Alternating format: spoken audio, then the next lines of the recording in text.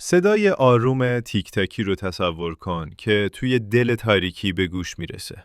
نه صدای یک ساعت معمولی، بلکه صدای گرونترین ساعتهای دنیا. توی این ویدیو قرار نیست فقط ساعت ببینیم، قراره وارد جایی بشیم که زمان گرونترین کالای جهانه. Graf Diamond's hallucination. اولین ساعت رو با چیزی شروع میکنم که بیشتر شبیه رویاست تا ساعت. بیشتر از 110 قیراط الماس رنگی نادر ساخته شده. الماس‌های صورتی، آبی، سبز و بنفش که هر کدومشون میتونستن به تنهایی زندگی یک آدم رو عوض کنن. با قیمتی حدود 55 میلیون دلار.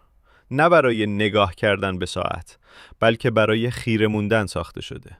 توی این ساعت زمان مهم نیست. نمایش قدرت، هنر و ثروت که حرف اولو میزنه. ساعت دوم، Patek Philippe Grand Complications.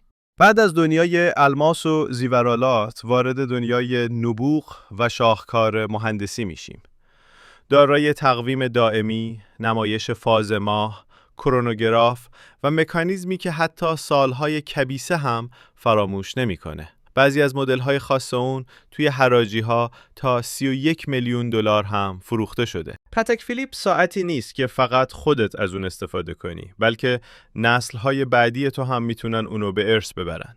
اونا یه شعار معروف دارن که میگه تو مالک پاتک فیلیپ نیستی، فقط از اون مراقبت میکنی. ساعت سوم، جیکوب & کو Billionaire Watch. توی این ساعت تنها صدای تیک تاک نمیشنویم.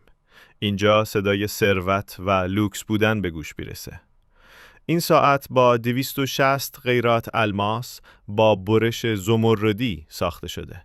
این ساعت هیچ وقت برای آدم‌هایی که میخوان فقط ساعتشون رو نگاه کنن و بعد زیر آستینشون قایم کنن ساخته نشده. این ساعت با قیمت حدود 18 میلیون دلار برای کسایی ساخته شده که میخوان زمانو به رخ بکشن. ساعت چهارم، رولکس دیتونا پال نیومن. برخلاف بقیه این ساعت به خاطر زرق و برقش معروف نیست. این ساعت متعلق به بازیگر افسانه‌ای پل نیومن بود. ساعتی که سالها روی مچ اون بسته میشد. توی سال 2017 این رولکس به قیمت 17.8 میلیون دلار فروخته شد. نه به خاطر الماس و طلا، بلکه به خاطر خاطره. گاهی ارزش واقعی اجسام به خاطر خاطراتی که پشتشون هست گذاشته میشه. ساعت پنجم، Chopard 201 Carat Watak. و در پایان انفجار نور، ساعتی با 201 قیراط الماس، شامل الماس‌های قلبی شکل، زرد، سفید و صورتی. این ساعت بیشتر شبیه تاج سلطنتیه تا یه دونه ساعت مچی.